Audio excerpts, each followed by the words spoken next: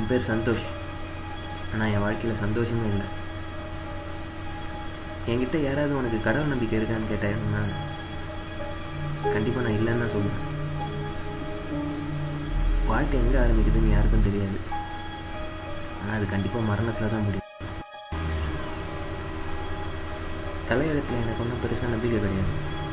ஆனால் ஒவ்வொருத்தன் வாழ்க்கையை நிர்ணயிக்கிறதும் தலையெழுத்து தான்.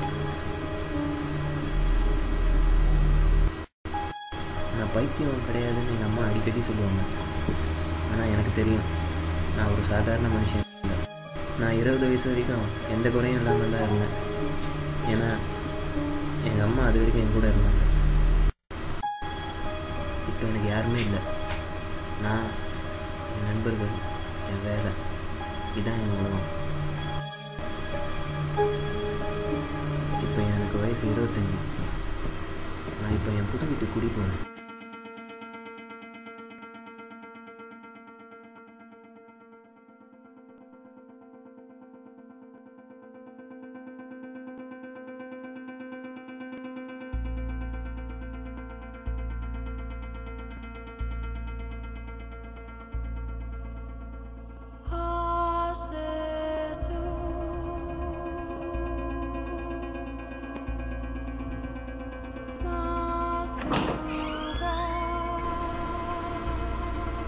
வாடா, நம்ம இன்னும் போலீஸ் பிடிக்கல.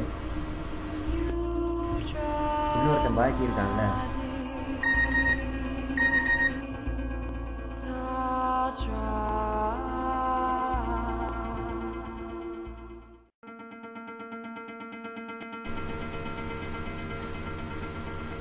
ஏண்டா இன்னும் நீ பழச மறக்கல? எதிரியை கூட மன்னிச்சிருந்தான். ஆனால் துரோகியை மறக்கவும் முடியாது, மன்னிக்கவும் முடியாது.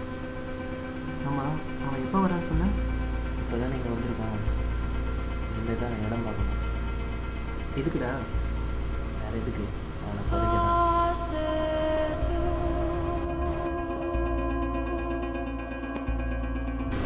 நான் ஒன்றும் பைத்தியம் கிடையாதுன்னு எங்கள் அம்மா அடிக்கடி சொல்லுவாங்க.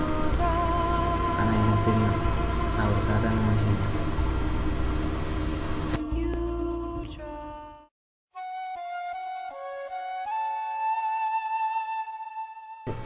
மச்சி, அவனை வர சொல்லிட்டியா?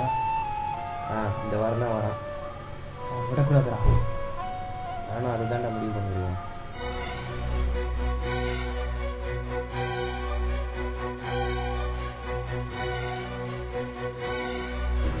இவ்வளோ நேரம் நாங்கள் யாரை பற்றி பேசுகிறதுனாலும் உங்களுக்கு தெரியல.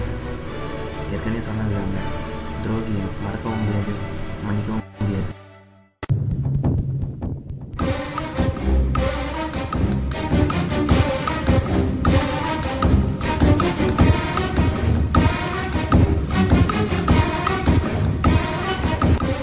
ஏன்டா நான் இவனை கொலை பண்ணன்றதை பார்க்குறீங்களா?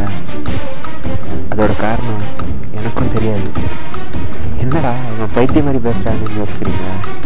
நான் தான் முன்னாடியே சொன்னேன்ல, நான் பைத்தியம் தாங்க.